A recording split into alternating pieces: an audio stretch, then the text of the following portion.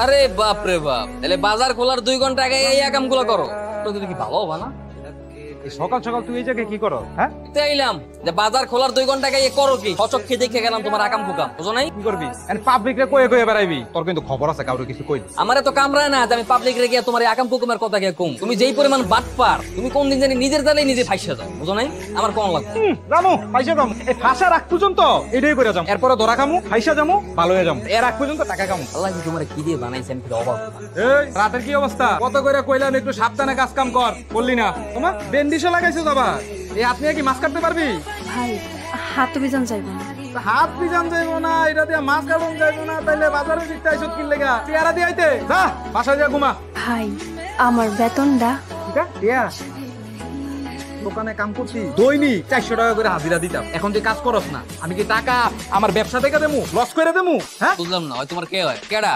তোমার পার্মানেন্ট লোক না? খুব তো গলাবাজি করে আমার পার্মানেন্ট লোক, আমার বিটে বয়াইছি, ওরে আমি ছাড়া কেউ কাজে নিতে পারবো না, আমি কাজ করাবো, কেউ আর মাছ কাটতে পারবো না। পার্মানেন্ট লোকের বিপদ আপদ হইতে পারে, পার্মানেন্ট লোকের আটকাছে, কালকে পাও কাটবো, ঠ্যাং কাটবো, অসুস্থ হইবে, দায়িত্ব পার কেটে নেবে। করতে পারো তো খুব ভালো মতো গলাবাজি করো, দায়িত্ব নিতে পারো না কি লেগে?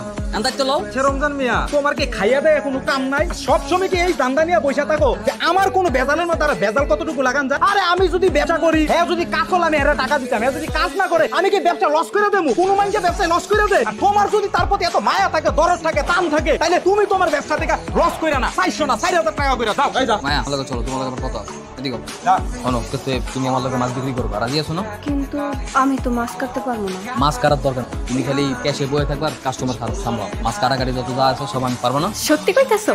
তাড়াতাড়ি চলো, বাজার খুলে।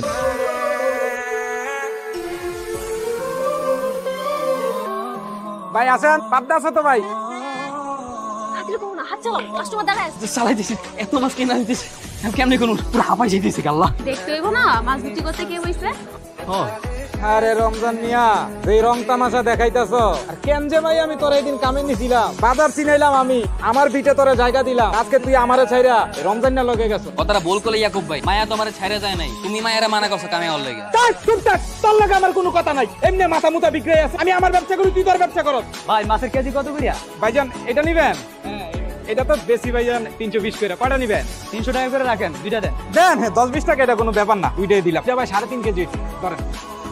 ভাই মাছ কাটলেন না, মাছ দিয়ে দিলেন ফলিতে করিয়া। ভাই হয়েছে কি, আমার এই জায়গায় মাছ কাটার লোক নাই, আপনি মাছ দুইটা বাসায় নিয়ে যান, দিয়ে ভাবির হাতে দিবে, ভাবি নিজের হাতে মাছ কাট, তখন বুঝতে পারবে যে নিজের হাতে মাটাটা কি একটা আনন্দ, কি একটা সুখ। নাই না মাছ মাছ কাইটা দিতে দিবেন, আর মাছ ভালো মন্দ আমার শিখান, আপনার ভাবি কি বলবে না বলবে। চুপ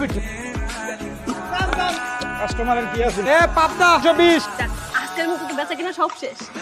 তুমি একদিন এতগুলো মাছ বেচছো, আমি কোনো ধারণাই করি।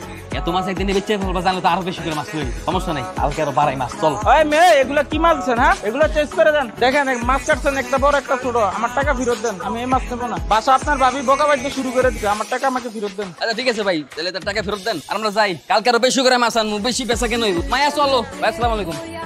কি হলো ভাই, আমার টাকা আমাকে ফেরত দেন।